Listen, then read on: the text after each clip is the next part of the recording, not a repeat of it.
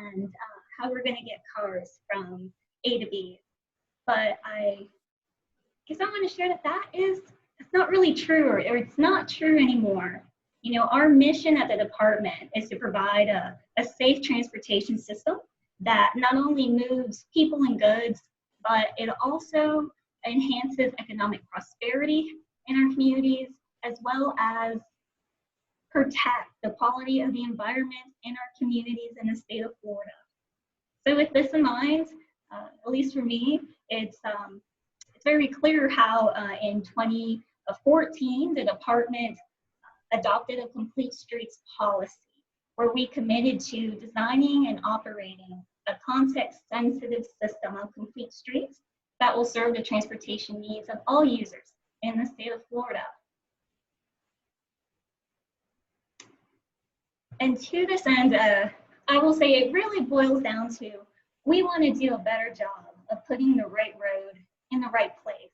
And by adopting that complete streets policy, we kind of opened the doors so that we could update our guidance, our manuals, our policies, so that we could have more flexibility to put the right road in the right place. And every time I say this phrase or I see it in a document, it reminds me of a few instances we have in District 1, definitely in our rural communities, in our rural towns. And the pictures on the slides are from one of our rural towns in Polk County. But about 10 plus years ago, we went through, we did an improvement to the state roadway, we widened it, or we put in a one-way pair on our state road. And you know, since then, we've been hearing comments from our community, from our local planning partners of how this road is just, it's not fitting in with their community, that it is bisecting their community, that people don't feel comfortable walking or biking along it. Only the brave ones, you know, try to cross it. And also a common theme that I hear is that the road is actually maybe a contributing factor as to why they're not able to attract a type of business or reinvestment in their downtown, or typically our state road goes through or pretty close to. And you know, with that, we've even had a few instances where we're going back and we're spending much needed time and money to rethink what improvement we need to do on that state road going forward, so our state road does fit in with the place that it's in.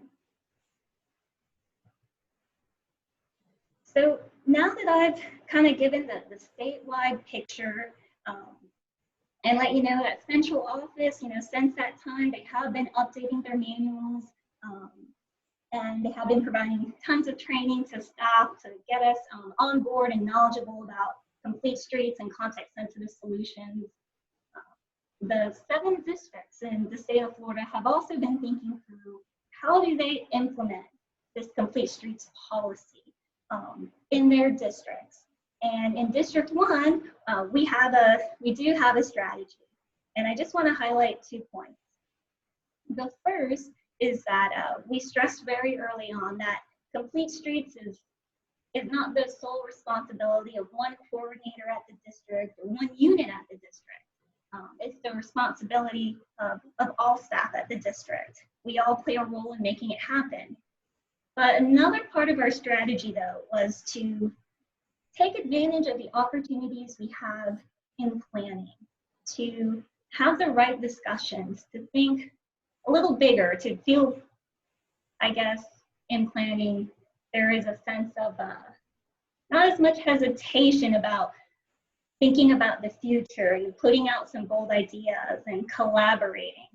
We wanted to take advantage of this stage in the process to help us better understand our communities and thus do a better job of providing that context-sensitive network of complete streets. So with that, our district secretary, LK Nandum, he looked at the planning department and did a little reorganization. And he took the planners that had duties ranging from bike ped, complete streets, growth management, to name a few, He put us under this new unit called Planning Studio. And with that, he gave us 3 charges that he wants us to incorporate in all aspects of work that we're doing in our unit. And the first, the most important one, is to align with community vision. He wants us to be the first ones to go out there to understand our communities, to understand the place, where they are now and where they want to be. And the purpose of this is for us to bring this information back to the district so we can do a better job of informing the projects that we have in our work program. Another way we've been talking about this in the district is that Planning Studio, with this information, we lay the foundation for the work we do as a department. Okay. The second charge that we are given is to talk to the right people. In the past, we realized we have done what we feel a pretty good job of engaging with our public works staff at the cities and the counties, as well as the engineers, and getting their input on our projects throughout the process. But we've definitely seen a need to expand who we're talking to and include the community planners, the local community planners, include the planners that are dealing with long-range planning in our counties and our cities, and make sure that we are seeking their input so we have a more holistic perspective of what's wanted in the communities where we are doing some work. And our final charge is to engage early and often. For our district secretary, one of the priorities he gave staff, all staff in the district, is to focus on building relationships and sustaining them. So with Planning Studio and our outreach to our local counterparts, what we want to do is build those relationships so we are not picking up the phone and the first time you're hearing from us is when something isn't going right. We want to be more proactive, build those positive, productive working relationships. So one, we have just a better idea throughout of what's going on in the communities in the district, and we're more quickly able to answer any questions other staff at the district may have on projects. So now that I've gone over the background and touched a bit on why we have Planning Studio and shared the 3 charges we were given, I also want to share the approach that you get with working with Planning Studio staff.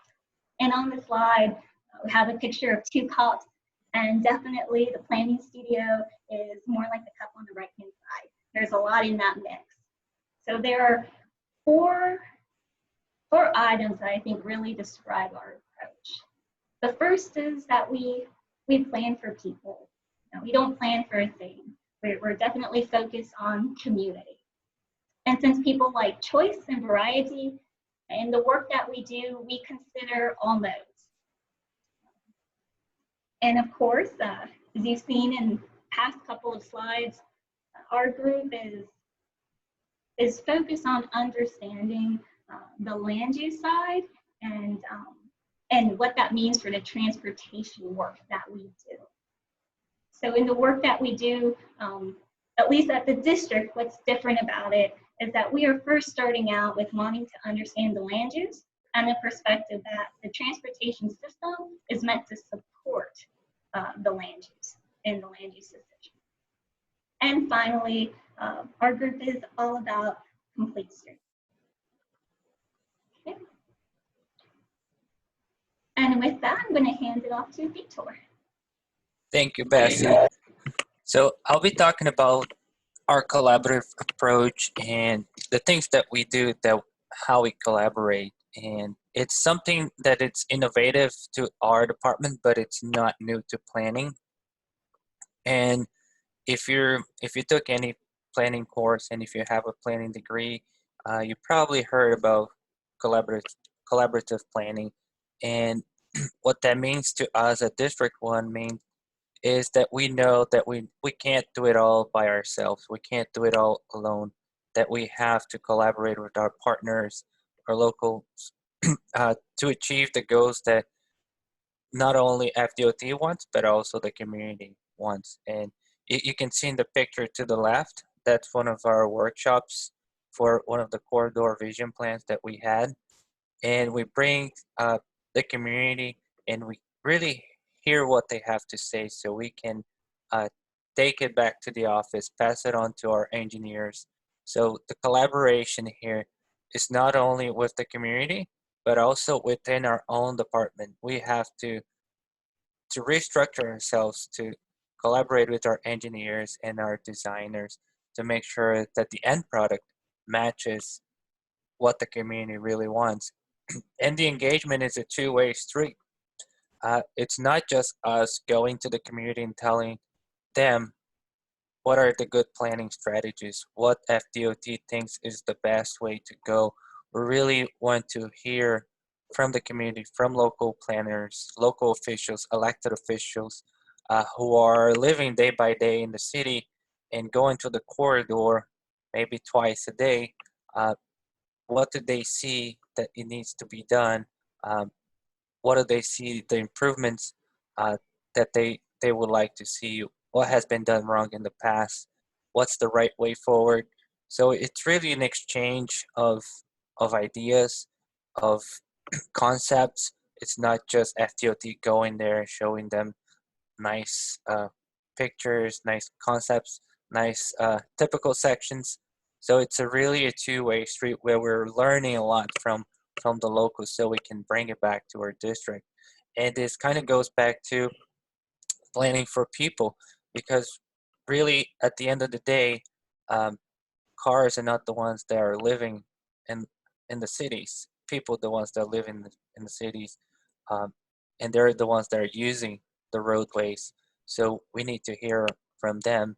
And the collaborative approach also um, showed us that we also need to share responsibility with locals because our roadways are also dependent on the land use, and there is a really interconnectedness about land use and transportation. So, as much effort FDOT can make to to build a complete street, it's only going to work if we are collaborating with our partners to get the land use right to support that street, support that roadway, um, and we'll see a little bit more of that in the upcoming slides. But it's really important to FDOT in this new approach to make sure we understand the community, we understand their needs, and we're really engaging with the right people. So we're tackling all the issues in a very efficient manner. And can I go to the next slide, please?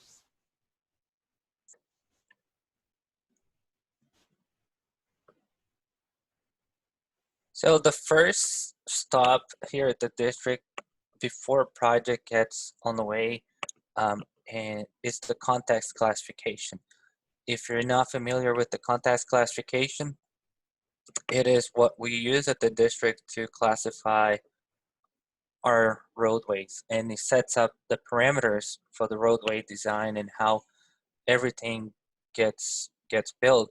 And it goes from the most natural rural areas all the way to the most urbanized areas. And in the middle, you have the suburban areas. That's kind of the predominant type of development we see throughout Southwest Florida in our district. But we also have the rural towns. We have some of the urban general and some urban centers. And what's really important about context classification is that not all roads are made equal. And if we don't consider the land use, we might not be building the right road for the right context. For example, the roads that goes for rural area might not be as slow as the ones that are going through an urban center. They might not have the same um, lane width. They might not have the same sidewalk characteristics, bicycle lanes. So all of that is important when we're trying to understand the context classification of the place, not just the roadway, but the place as a whole. And it draws back to the idea of engaging early and often, because once we build the road, we might not come back for 15, 20 years.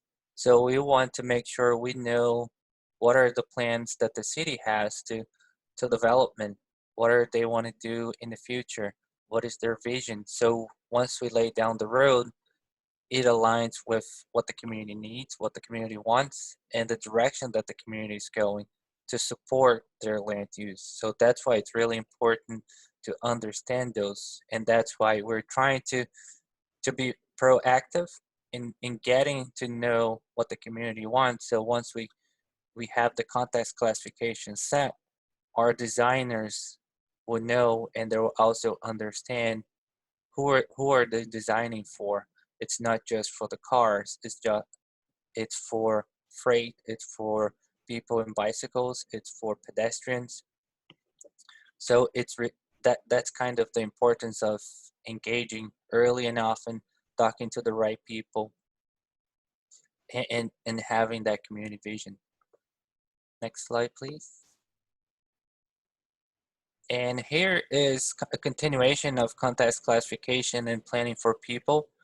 Every piece of the transect, we're thinking about the users, about the people who are going to be on the roadways.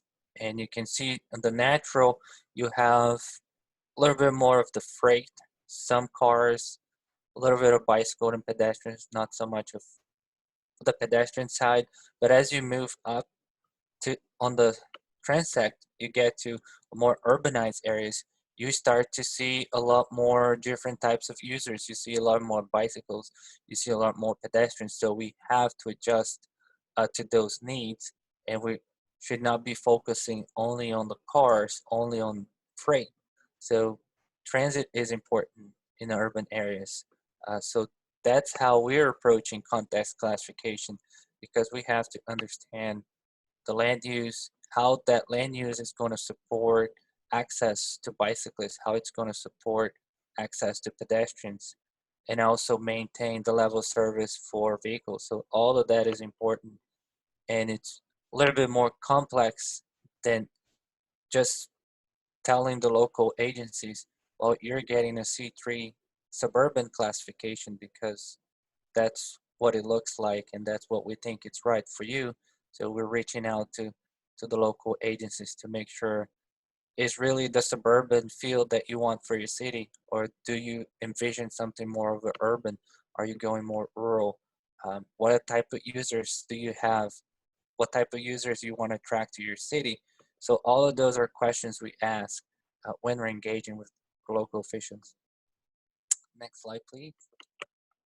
And here is, you might have seen this graph, uh, this picture, I mean, where it really shows how land use and transportation is interconnected.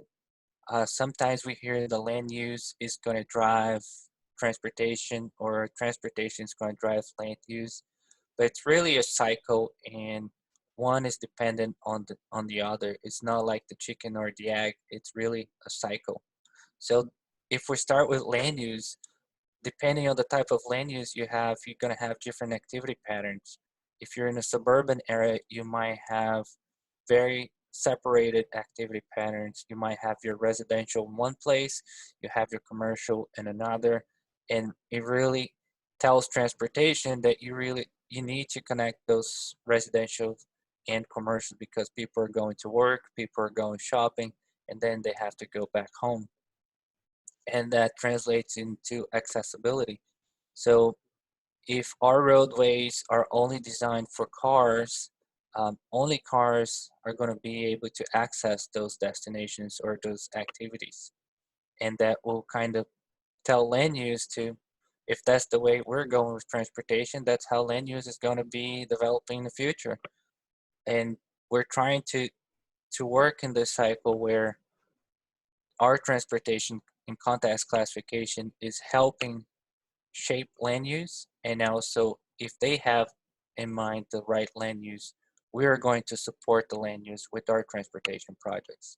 If you have an urban land use where you have a lot of pedestrians, a lot of cyclists, the activity patterns is going to be much different from rural areas. So our transportation system has to work a little bit different to accommodate those users and make sure they have access to all the activities. So that's really important to us to understand a planning studio and District 1, that connection between transportation and land use, even though we don't have a whole lot of saying in what land use is going to be built, but we have the opportunity to engage with local officials about what kind of transportation they're looking for and what type of land use should they be aspiring to if they want to attract certain users. Next slide, please. And together with growth management, context classification really helps us close in on what we can do to manage growth. So why is it important? It's important because you can see on the picture to your right, there are two different types of growth. So one at the bottom is your more traditional, well-connected neighborhood, and to the north is your suburban, a little bit more disconnected, separated uses. So it's important to us to manage what type of growth is happening, because each of those are going to put different types of stresses on our roadway system. The top one, almost all of the trips you have to get in your car and access the main arterial road to do all your daily trips. If you live in the yellow zone and go work in the red or the purple, it's almost unlikely that you're going to walk or bike there.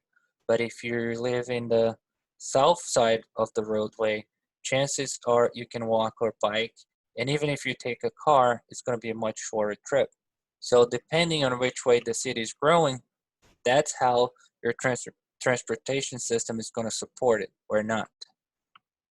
And complete streets plays a large role, because when we're talking about the policy that we have of building complete streets, it's much more than providing a sidewalk and a bike lane in every road, state road that we have. It's also about understanding what type of facilities we want on the road, depending on the context that we have. If you look at the north part of the map, chances are it's best to have a bicycle lane and pedestrian facility separated from the roadway. You're not going to have your bike lanes right next to cars because they're going to be at a high speed. As to the south side, you might have them on the street because the speeds are lower and you have pedestrians already separated on sidewalks. So, and the network is really important because that takes some stress over the arterial and the state roadways, but also it allows different modes to flourish because they have different options and it's much shorter trips. So growth in that relation really plays a role in what type of facility we're putting, what type of level of service each road's going to have, what type of modes can flourish depending on the type of growth that you have. And it shows that we're looking beyond automobile trips. We're looking at how to facilitate pedestrian and bicycle trips as well. And this is kind of a new way that we're approaching, because we're not just computing what the roadway needs, what's the capacity, and not just putting sidewalks. We want to make sure we put the right roadway in the right place. That's really important. And it's a statewide approach. It's not just District 1. I think there's an initiative statewide to be proactive and engage with local partners and really make a difference in the positive way for all the communities. Next slide, please. And back to Bessie.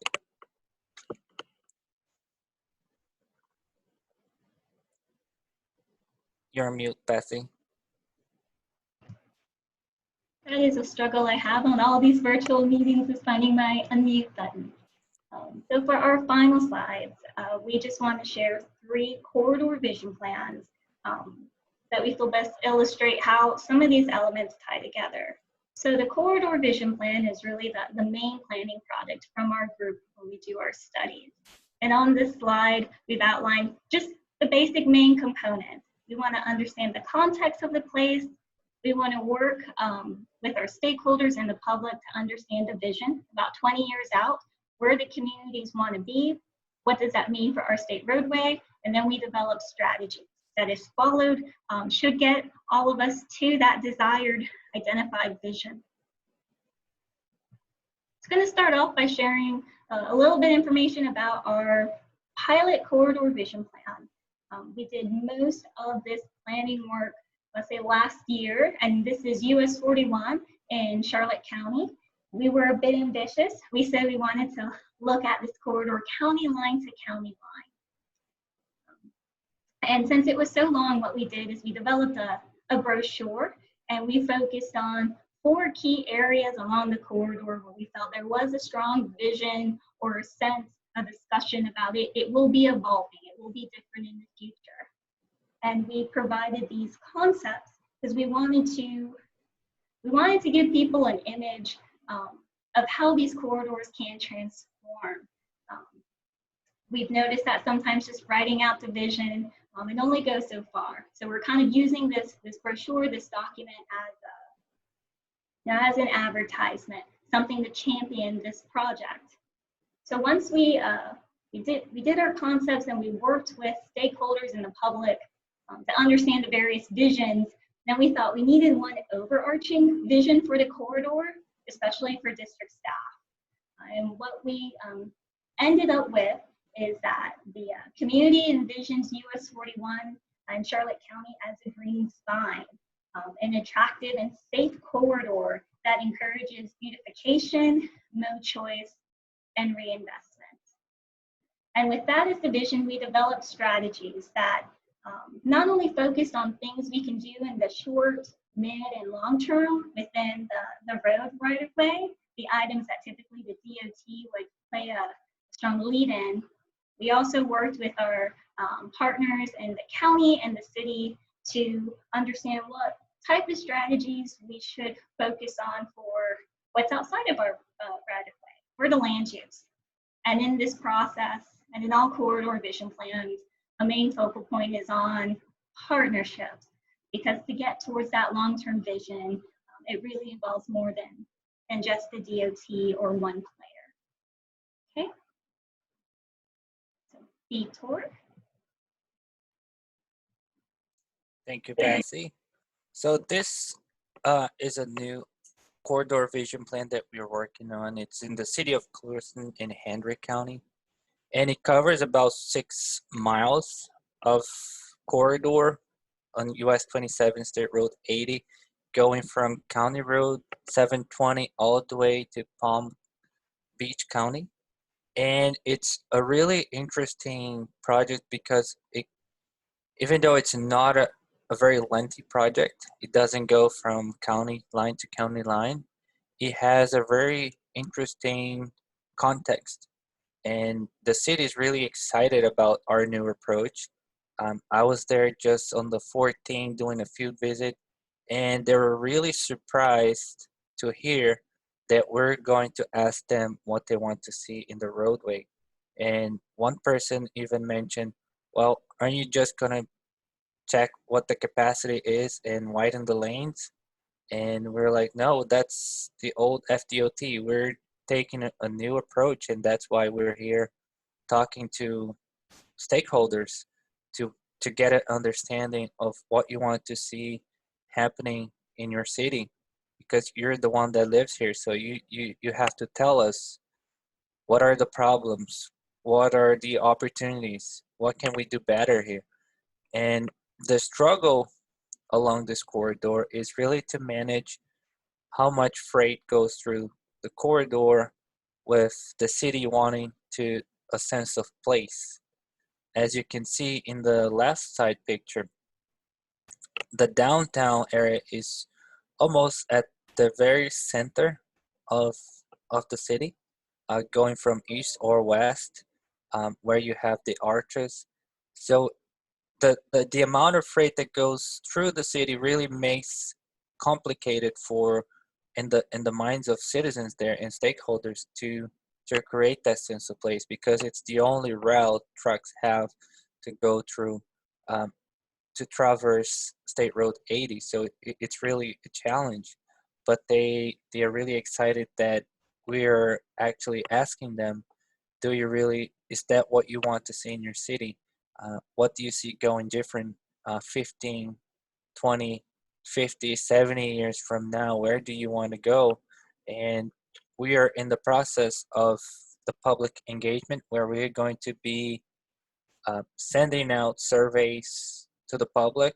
So almost everybody in the city will have the chance to participate in the survey.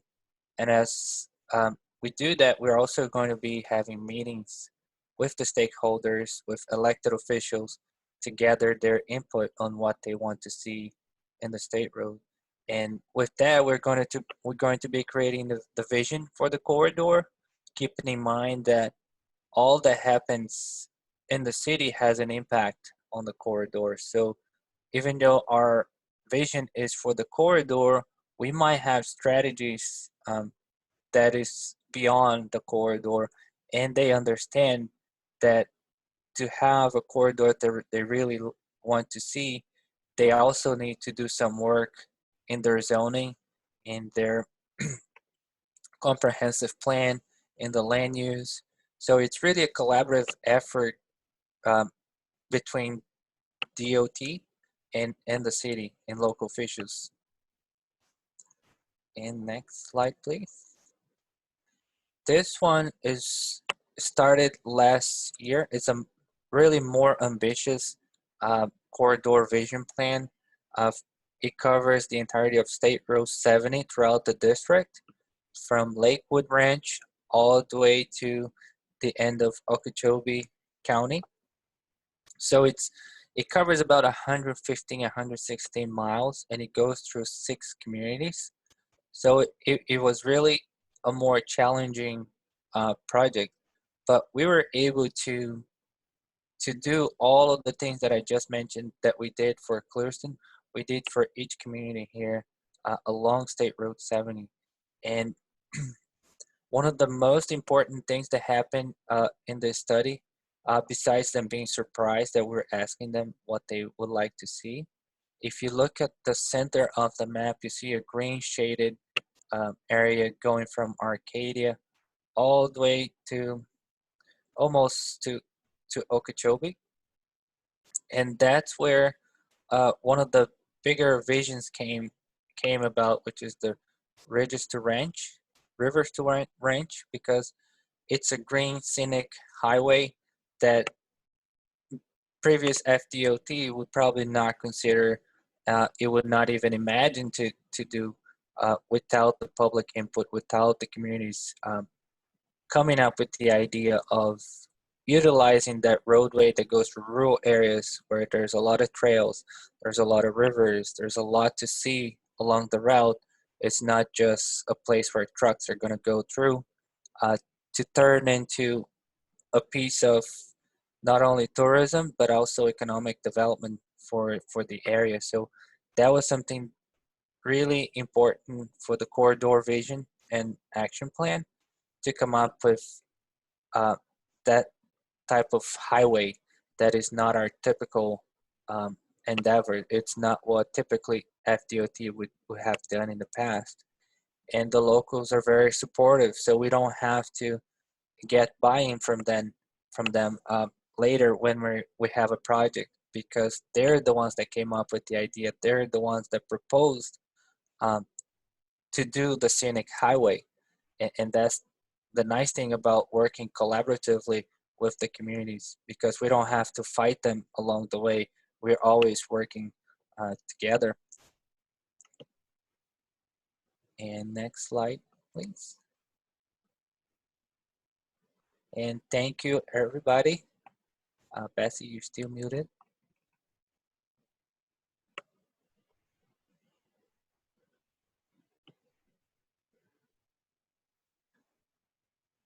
Well, thank you, everybody, for listening in. we really appreciate you guys giving us the time to talk to you and present what FDOT and Planning Studio is all about and how we're approaching planning and transportation. If you have any questions, please ask. Bessie, do you have any final thoughts? I hope everyone found some value in our presentation about the approach that we're taking in District 1 in our planning office. And hopefully it gives everyone just an idea of the various opportunities you have to engage with FDOT. Thank you. Awesome. Well, James Ehrman back on the line here. Bessie Bator, thank you so much for your time today. It really was a fascinating presentation. I definitely had a question just to start things off, and everyone else can feel free to chime in. Being that there's so much information being exchanged between your offices and state, city, local officials and planners, there has to be some difficulty in going through all that. So I'm just interested in kind of your internal processes to go through that, the typical information you might see, and maybe can you give us a tip or kind of recommendation on what you've seen, some best practices by some of these local municipalities where maybe there's more than one involved at the table for some of these corridors, and how do you get everyone together? How do you go through that information? Anything you could tell us on that would be great. Vitor, do you mind if I take a stab at this? Sure. Okay, so in terms of processing the amount of information that we do, yes, it is a lot. In fact, we've even had to ask for some consultant help just to help us do some background to make sure we're being thorough when we provide input in developing studies or on ongoing projects. But some of the main information we look at, especially VTOR, so when we have a project, we are looking at what's available online first. So your plans, your comp plans, all your maps. At least in District 1, we already made an effort to download all of that, but we also go online just to make sure we have the most current version. And we start there to try to get a sense of what might be wanted along the corridor. We also look at just the terrible amount of information the state provides us through our RCI and our GIS resources to better understand the area and the transportation characteristics. And when we do our own, background research, what we have been doing is,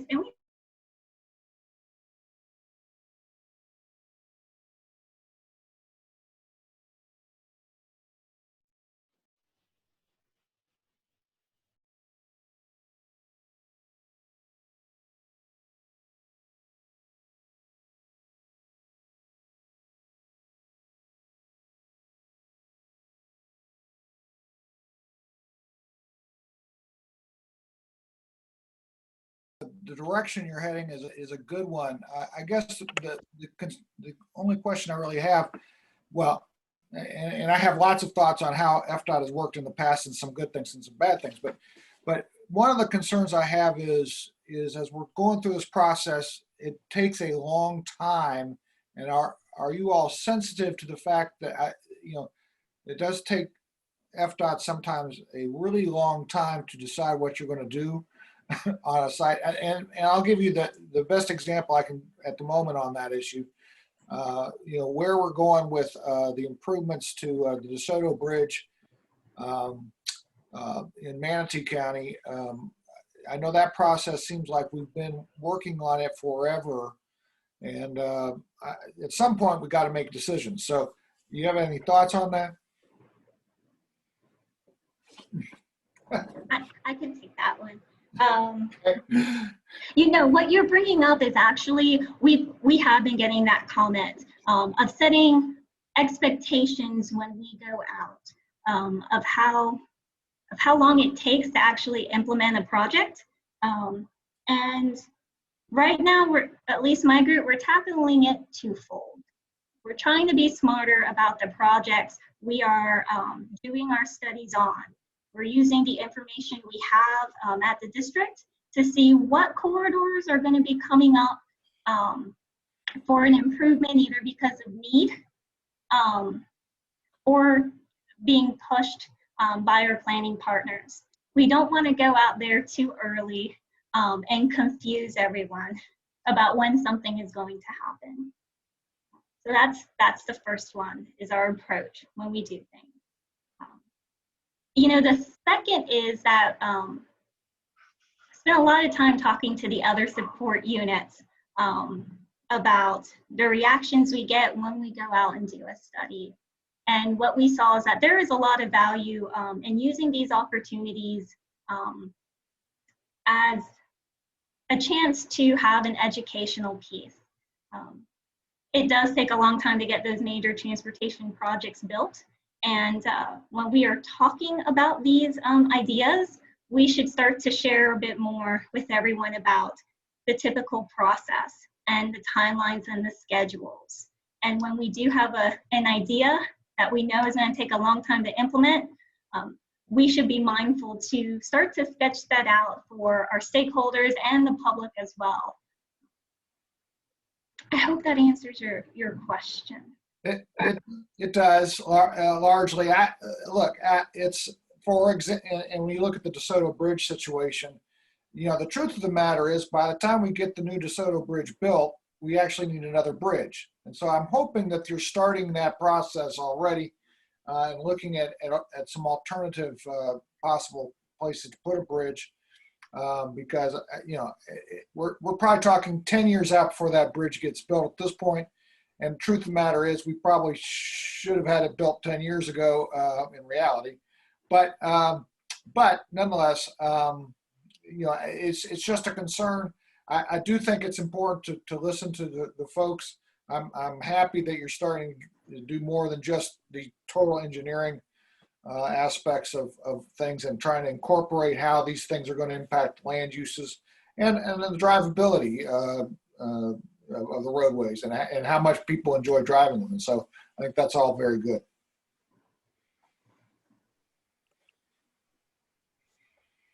And if I can just add to what Bessie was saying, the more immediate actions that we take besides the corridor vision plan comes from the context classification and our growth management reviews, especially context classification, because those we know it's coming and we know when it's going to go to design and we have an idea when it's going to get built.